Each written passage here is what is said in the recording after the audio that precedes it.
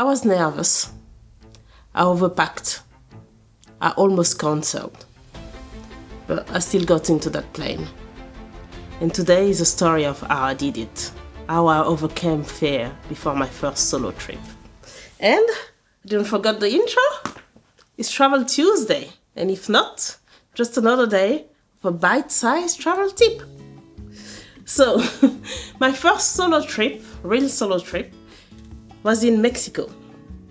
Because when I was younger, I was also traveling solo, but it was just my parents shipping me out and in and out of Belgium and Congo.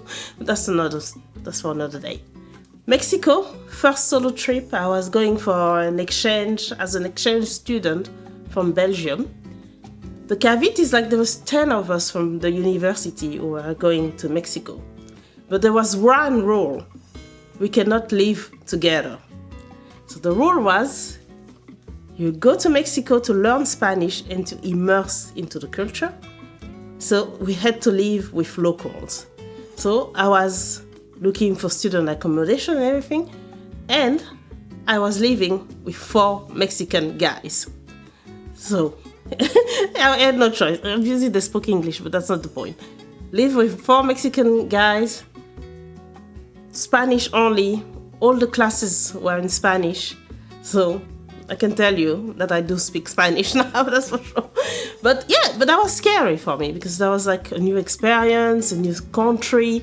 And the main fear is like what you see in the news, right? A lot of crazy people in Mexico. Mexico is dangerous. There's kidnapping. And plus this school as well, another fear I had with this school, because this school was one of the best in South America, South and Central America. So all the politicians and president of other countries were sending their kids to that school. So the school was actually a higher risk of, you were at high risk of being kidnapped. Don't tell my mom. High risk of being kidnapped if you were in that school. So it was even more scary, like even scarier, like to be there. But everything went well. Also, being black, there's not many black people in Mexico, especially in that region, which is the north. It was in Monterrey, which is a very affluent part of Mexico. So I was a bit worried about perceptions and also classism, because they were 20 years old. You feel like you were like an episode of Beverly Hills of Gossip Girl or something. You had 20 years old, like driving these fancy cars and inviting you to these big house and into these big houses with pools and everything. So it was a bit like, oh wow, will I be accepted here? But to be honest, everything went absolutely fine. I had the best time. I met the best friend. Up to today, like I still have friends that I met in that university. And it was many, many years ago. And we always find ourselves around the road and we like have good memories and everything. So the point of this story is like, yes, you are nervous on the start, but everything usually just works out. But you have to be prepared. So the preparation that I went through, is I went to learn the language before leaving the country. Just learn the language, just basic things. Like there's books like key phrases of X language.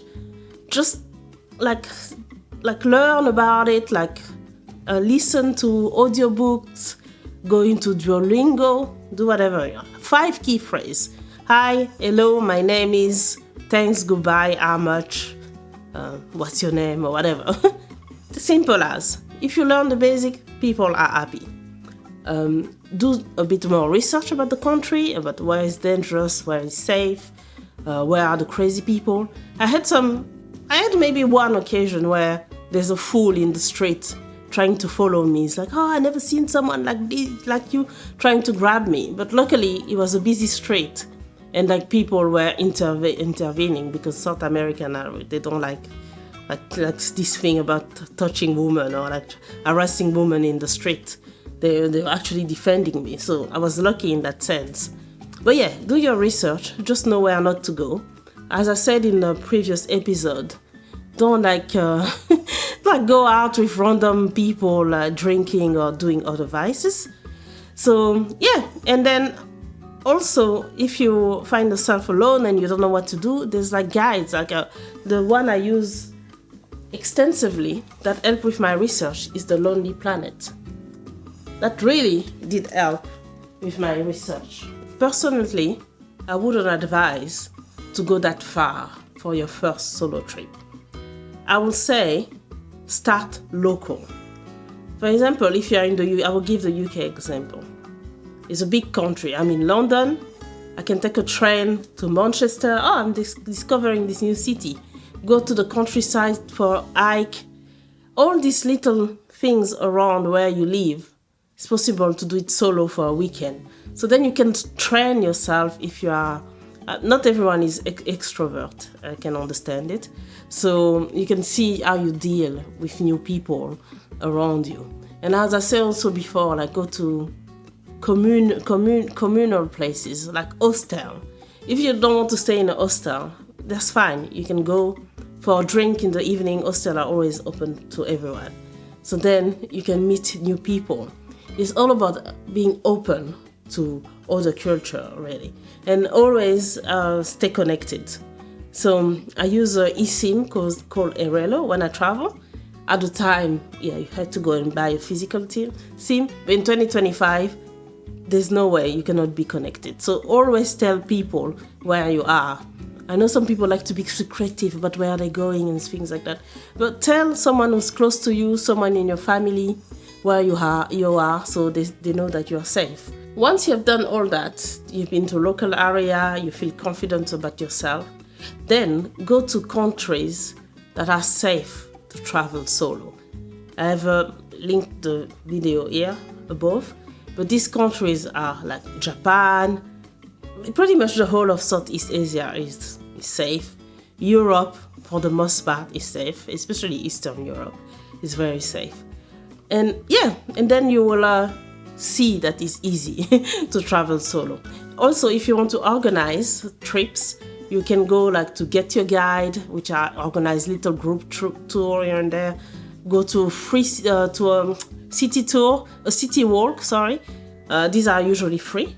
I'll put all the link below on how you can do that, and then you also meet people in this. And when I'm in a country where I don't speak the language, like in Asia, I use Klook, which is an online travel agent. It's very easy to book everything that you need with this app. So so let me know in the comment, what is it that is stopping you for traveling solo? What is your main fear? And maybe I can help you to overcome it. Time for travel trivia. So last week, the trivia question was, in which country the biggest religious monument in the world is located? And the answer is Cambodia. The answer is Cambodia, and the monument is Angkor Wat. If you ever noticed, the clue is in the thumbnail, in today's episode thumbnail. So next question for next week is, today's trivia question, is which country is home to a 2,000 years old underground army made of clay warrior? I have to read because that one is a long question. Which country is home to a 2,000-year-old underground army made of clay warrior? I'll put the question in the community tab and I'll give the answer in the next episode. As usual, there's a little outro if you're new here to know who I am. If you don't need to watch it because you know me, as usual. As always, thanks for watching and live inspired.